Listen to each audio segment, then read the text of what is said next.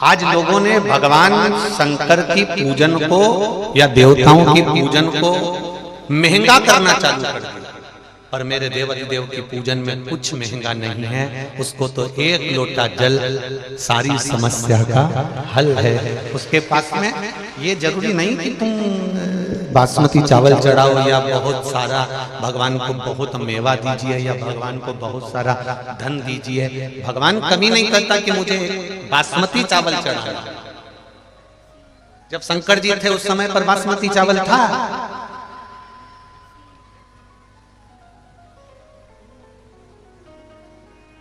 शंकर जी ने कभी पार्वती जी से बोला कि मेरे लिए बासमती चावल बना, मैं बासमती खाऊंगा?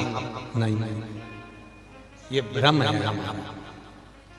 हमको लोग भटका देते हैं थोड़ा सा धन और वैभव के चक्कर में। ये सोचते हैं कि बासमती चावल अगर भगवान को चढ़ाएंगे तो हमको भी खाने को मिलेगा। ये इसमें श्रेष्ठता नहीं है। अक्षत होता है, चावल चावल होता है। उस चावल का नाम कुछ नहीं है, उस चावल का नाम केवल अक्षत है। और वो अक्षत मेरे देवाधिदेव महाराज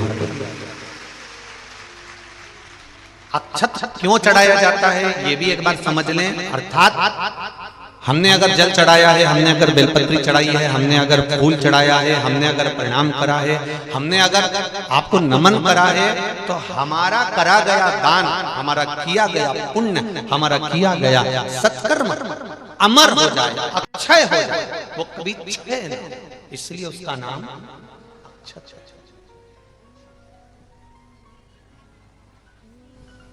वो कभी समाप्त ना हो। और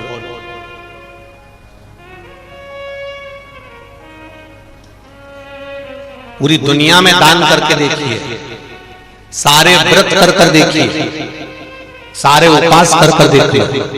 चतुर्थी का व्रत कर लो, तीज का व्रत कर लो, पंचमी का कर लो, छठ का कर लो, तुम्हारी मर्जी पड़े जो व्रत करो। तुम्हारा मन पड़े उतना दान करो, तुम्हारा मन पड़े उतना देव, तुम्हारा मन पड़े उतना दे दीजिए, मना नहीं है। सारी दुनिया में करा गया दान, सारे करे गए व्रत पुण्य, इन व्रत का पुण्य, इन दान का पुण्य जो हमारे पास में है, हो सकता है हमारे मरते मरते तक पुण्य हमारा समाप्त हो जाए। हमने किसी को गलत दृष्टि से देख लिया, पाप हो गया। हमने गलत बोल दिया, पाप हो गया। हमने गलत सुन लिया, पाप हो गया। हो सकता है कि हमने जो पुण्य इकट्ठा करा था वो धीरे धीरे धीरे धीरे समाप्त हो जाए।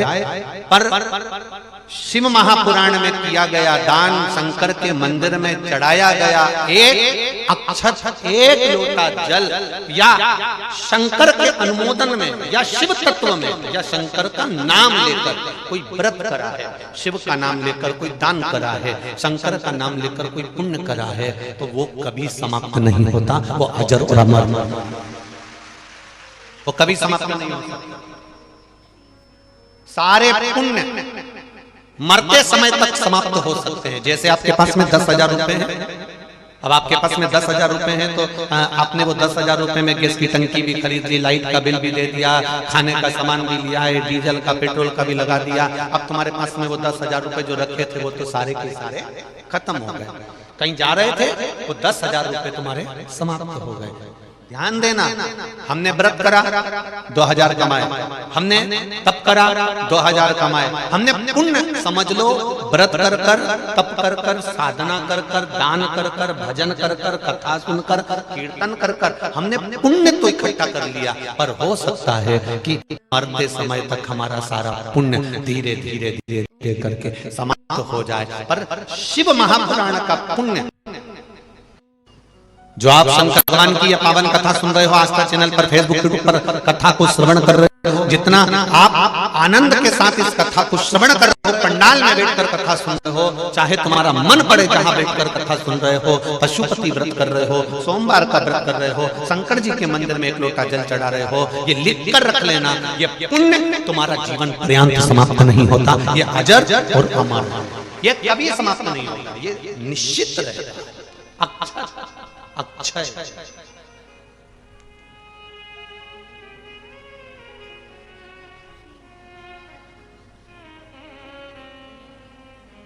वो कभी समाप्त होने वाला नहीं है। कितना सुंदर शिव महापुराण में लिखा हुआ है कि श्री शिवाय नमस्तुभ्यम, इस मंत्र का जाप करने वाले व्यक्ति का केवल मुख का दर्शन कर लेते हैं तो हमारे जिंदगी के करे हुए सारे पाप नष्ट हो जाते हैं, केवल मुख का दर्शन।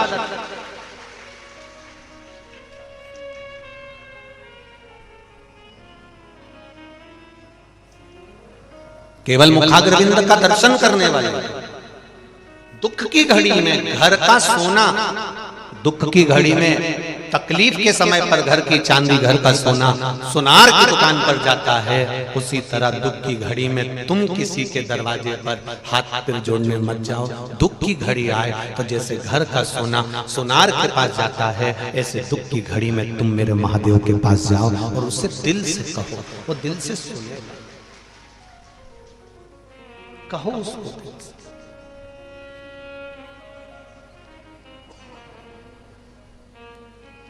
शंभु शरणे पड़ी मांगो घड़ी रे घड़ी, दुख काटो दया करी ने दर्शन दया करी ने दर्शन। घर का सोना दुख के समय पर सुनार के आ जाता है। जब दुख की घड़ी आए कहीं जाओ मत जाओ, पर मेरे महादेव के पास 2 क्षण, 1 पल, 1 घड़ी जाओ।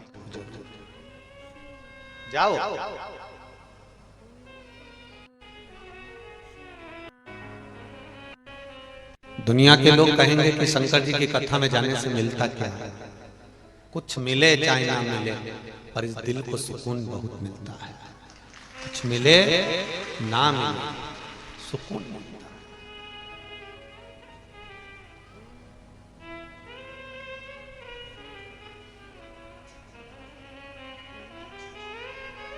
कितनी दूर दूर से आप लोग कथा को सुनने के लिए आए हो, ना जाने कहां कहां से यहां पहुंचे हो। ठंड कड़ाके की पड़ रही है, एक एक कम्बल ओढ़ ओढ़ के रात भर 2-3 बजे तक भजन करना, 2 घंटे की नींद ले लेना और फिर सुबह से उठकर बैठकर फिर भगवान की भक्ति में रम जाना। तुम्हारे बराबर दुनिया में कोई साधु, कोई सन्यासी, कोई तपस्वी नहीं।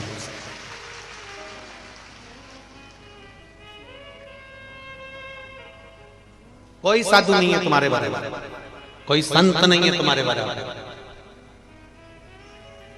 एक पत्र आया है, थोड़ा सा समिति वालों को जरूर बुरा लगेगा, लग जाए। जहां की कथा हम जहीं छोड़कर जाते हैं, इसलिए बोलने में पीछे हटते नहीं है। वैसे और वाला महाराज बेकार है और बेकार से। आप जितना विश्वास कर भगवान शंकर को जल चढ़ाओगे, जितना विश्वास कर आप भगवान शंकर की शरणागति ग्रहण करोगे, जितना विश्वास कर आप शंकर भगवान को रिझाओगे, उतना देव महादेव चढ़ाना भी कितना है? 1 चावल का दाना, 1 बेलपत्र। और बेलपत्र नहीं भी है तो शिवजी पे चढ़ी हुई बेलपत्र धोकर वापिस भगवान शंकर को चढ़ा देने पर भी मेरा शिव स्वीकार कर लेता है। उसके मन में ये भाव नहीं होता कि तुम कहां से दे रहे हो, किसका दे रहे हो। वो तो ये मानता है कि तेरा स्पर्श मात्र कि तेरा केवल स्पर्श।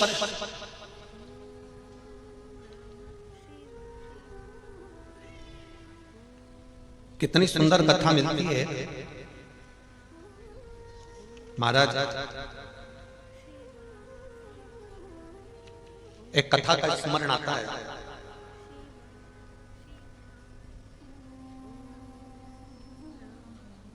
एक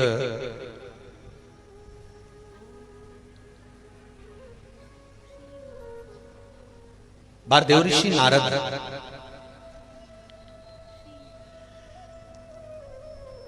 भगवान ब्रह्मदेव के पास जाते हैं और ब्रह्मा जी से जाकर एक निवेदन करते हैं कि मैं दिन भर श्रीमन नारायण करता हूँ, कोई राम राम करता है, कोई कृष्ण कृष्ण करता है, कोई दत्त दत्त करता है, कोई जगदम्बे अम्बे अम्बे करता है, कोई बमलेश्वरी कहता है, कोई राम कहता है, कोई कृष्ण कहता है, कोई शिव कहता है।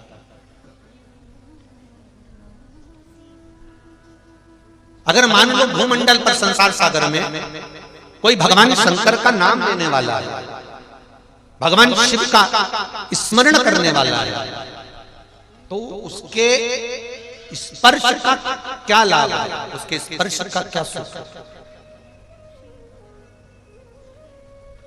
ब्रह्मा जी ने कहा एक बार काशी में चंद्रवंश के अंतर्गत एक बड़े वीर राजा हुए जिनका नाम था दशहर,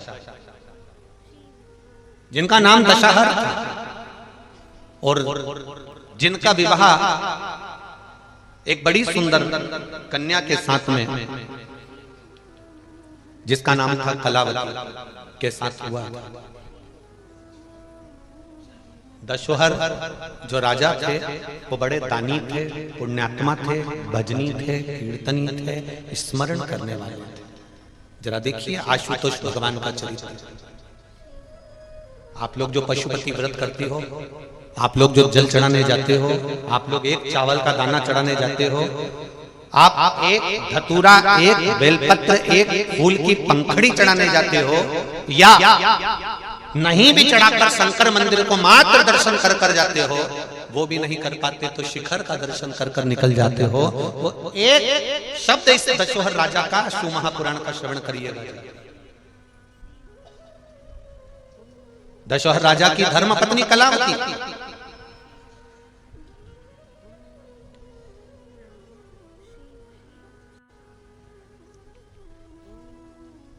जो राजघराने में रहती है, राजपाट में रहती है, पर अपनी भक्ति को कभी नहीं छोड़ती। उसका नियम, ब्रह्मा जी कहते हैं उसका एक नियम बड़ा प्रबल है। एक लोटा जल लेकर भगवान शंकर के मंदिर में जाती है, मंदिर को पहले पूरा साफ करती है, साफ करने के बाद एक लोटा जल देवादिदेव महादेव को समर्पित करती है। फिर उसका एक नियम रहा है कि वो जल चढ़ाने के बाद में जो जलाधारी है, ये आज तो लेटर में भी शंकर जी हैं तो आपको समझा दें। देखो ये यहाँ जल चढ़ाया, जितने लोग टीवी पर देख रहे हैं वो भी देखिए, यहाँ जल चढ़ाया। जल चढ़ाने के बाद दशहर राजा की जो धर्म पत्नी है कलावती, वो इस जगह पर जहाँ जलाधारी है, आप भी देख लीजिएगा, जहाँ जलाधारी है उस जगह पर वो अपना हस्त कमल रख देती है। जो जलाधारी होती है इस जगह पर, इस स्थान, और जितने लोग टीवी पर देख रहे हैं इस स्थान, वो अपने हस्त कमल को कलावती। जरा बहुत ध्यान से कथा सुनना, कोकड़ी वालों को ये कथा मिली है आशुतोष शिव महापुराण की कथा। केवल आशुतोष भगवान का नाम ही केवल एक ऐसा नाम है कि जो नारी, जो कन्या, जो पुरुष, जो लड़का, जो बच्चा अगर इस आशुतोष भगवान का केवल नाम का स्मरण कर लेता है तो उसके वैवाहिक जीवन में कभी तलाक नहीं होता, कभी विवाद नहीं होता, कभी क्लेश नहीं होता। ये वो आशुतोष भगवान। और अपने को मौका मिला इसको समझने के लिए। दशहर राजा की धर्मपत्नी कलावती शिव जी को जल चढ़ाकर जलाधारी पर अपना हस्त कमल रख लेती है, और हस्त कमल रखकर बाबा देवादिदेव महादेव का पंचाक्षर मंत्र का जाप करती है।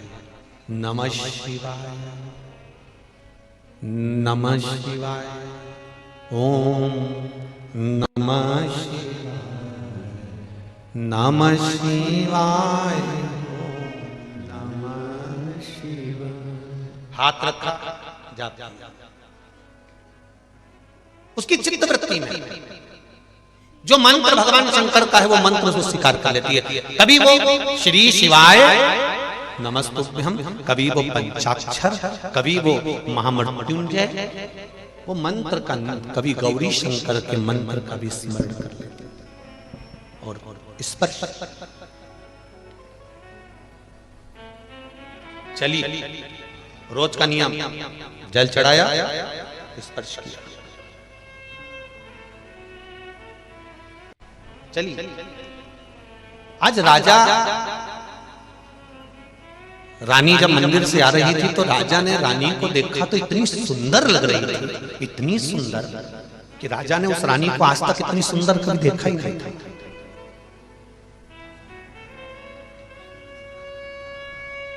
राजा ने कभी रानी को इतना सुंदर देखा ही नहीं था। ब्रह्मा जी स्वयं देव ऋषि नारद से कह रहे हैं कि सुनो नारद, जब वो जिस समय पर वो नारी कलावती कुंवारी थी तब भी राजा को इतनी सुंदर नहीं लगी, जब विवाह हुआ तब भी इतनी सुंदर नहीं लगी। दशहर राजा को उस दिन वो इतनी सुंदर लगी जिस दिन वो देवादिदेव महादेव के मंदिर से आ रही थी। हमने पहली कथा में कहा क्रीम की चमक 3 महीना 2 महीना 4 महीना रहेगी, क्रीम की चमक 2 4 8 दिन रहेगी, पर तुम्हारे अच्छे कर्म की चमक जिंदगी भर रहेगी। थोड़ा क्रीम लगा लोगे तो चमक जाओगे, माना चमक जाओगे, पर चमकने के साथ में जो कर्म की चमक होती है वो श्रेष्ठ होती है।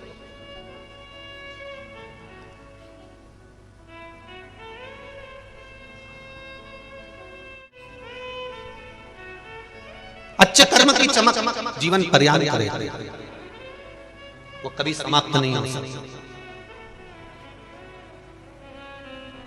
अब दशहर राजा ने कहा कितना सुंदर लग रही है, ये तो कितनी सुंदर लग रही है, इतनी सुंदर। और दशहर राजा ने तुरंत उसी समय उसी पल उसी घड़ी राजा ने तुरंत रानी को देखा, रोका उसको, सुनो सुनो। रानी शिव भक्ति में लगी थी, शंकर के भजन में लगी थी। श्री शिवाय नमस्तुभ्य, श्री शिवाय नमस्तुभ्य। उसे कोई मतलब नहीं था रानी को, बस वो बाजा। कलावती भगवान के भजन में इतनी रम गई, राजा ने उसको आवाज लगाई, उसने सुना नहीं। हाथ में जल का पात्र था, पूजा की थाली थी, कर चली जा रही है। राजा उसके पीछे पीछे चला, कक्ष में पहुंच गया। रानी ने थाली रखी, लोटा रखा और राजा ने रानी का स्पर्श करा। जब वो सुंदर लग रही थी तब राजा ने रानी का हाथ पकड़ा। जैसे ही रानी का हाथ पकड़ा, हाथ पकड़ते से राजा के स्पर्श मात्र करने से रानी ने कह दिया, सुनो स्वामी, मैं मंदिर से आ रही हूं, आज मेरा व्रत है, मैं शिव की आराधना में लगी हुई हूं। मैंने नियम लिया है, मैं 7 दिवस तक भगवान शंकर की भक्ति को धारण करूंगी, शिव नाम का उच्चारण करूंगी, शिव मंदिर में जाकर जल अभिषेक करूंगी, शंकर को रिझाऊंगी, आप मेरा स्पर्श मत करो। राजा ने नहीं माना और राजा ने स्पर्श कर लिया। स्पर्श करते से ही राजा का पूरा शरीर, हाथ, संपूर्ण शरीर राजा का तपने लगा, जलने लगा, शरीर में ऐसे घाव से उत्पन्न होने लगे। दशहर राजा का शरीर पूर्ण तरह से जलने लगा, शरीर जल गया।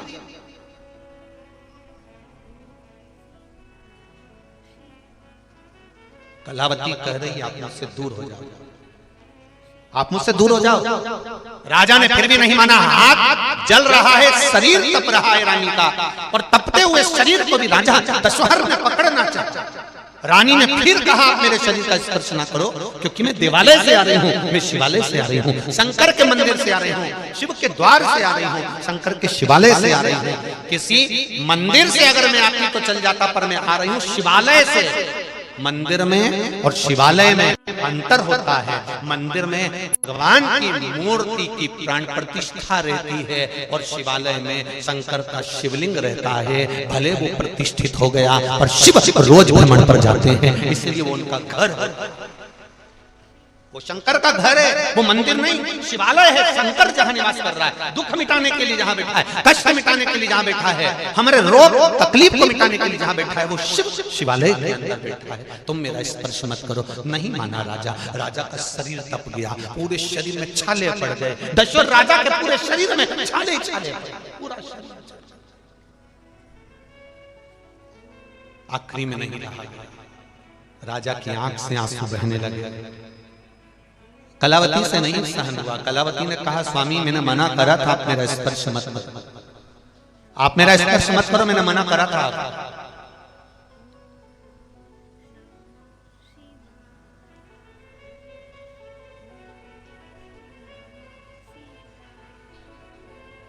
दो समय ऐसा होता है जिस समय पर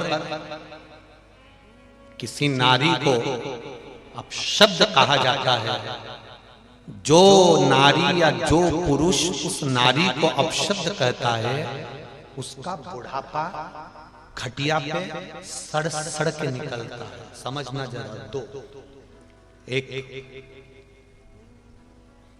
कोई मंदिर गया है, पूजन कर कर आ रहा है या पूजन करने जा रहा है, रास्ते में से कोई निकलकर मंदिर जा रहा है, तुम्हारे दरवाजे के सामने से कोई मंदिर जा रहा है, कोई शंकर के शिवालय में जा रहा है, कोई शिव मंदिर में जा रहा है, शिवालय में प्रवेश कर रहा है, कोई पशुपति व्रत कर रहा है, कोई मंदिर में दिया लगा रहा है, कोई मंदिर में जल चढ़ा कर आ रहा है। जिस समय पर नारी, पुरुष, बेटी, बेटा, बच्चे, कोई भी शंकर के मंदिर में जल चढ़ा कर आए या जल चढ़ाने जाए, शिव मंदिर में पूजन करने जाए या पूजन कर कर आए, उस समय पर अगर उस नारी को, उस बच्चे को, उस स्त्री को, उस कन्या को, उस पुरुष को, दुकान पर बैठा व्यक्ति या घर के बाहर खड़ा व्यक्ति या रोड पर चलता हुआ व्यक्ति अगर गाली दे देता है, अपशब्द कह देता है, कोई ताने दे देता है, कोई आड़ा टेढ़ा बोल देता है, तो उसका बुढ़ापा उसको पलंग पर सड़ सड़ के निकालना पड़ता है, तब जाकर प्राण छूटता है।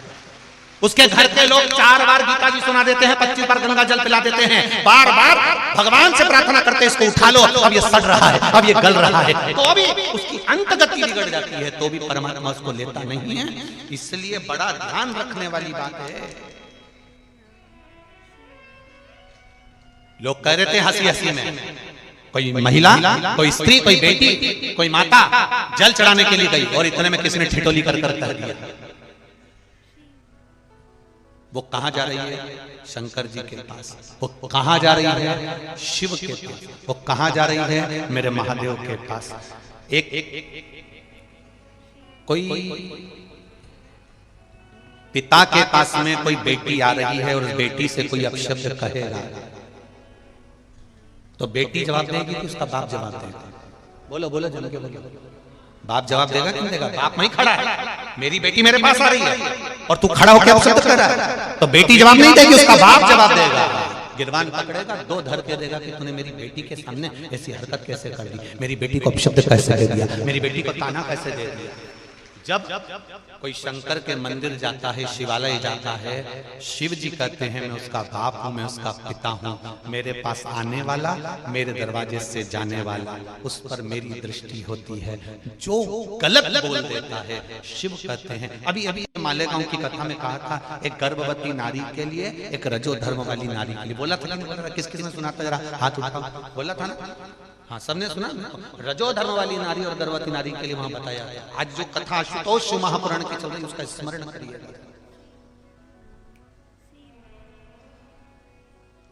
देवालय जाने वाला, शिवालय जाने वाली नारी हो, कन्या हो, पुत्र हो, पुत्री हो, बेटा हो, बेटी हो, पुरुष हो, किसी को अपशब्द करना, भोगना पड़ता है। शरीर क्यों कहें हम बुरा? हम बुरा कैसे कह दें? हम किसी को बुरा करने के लिए हमारा जन्म नहीं हुआ।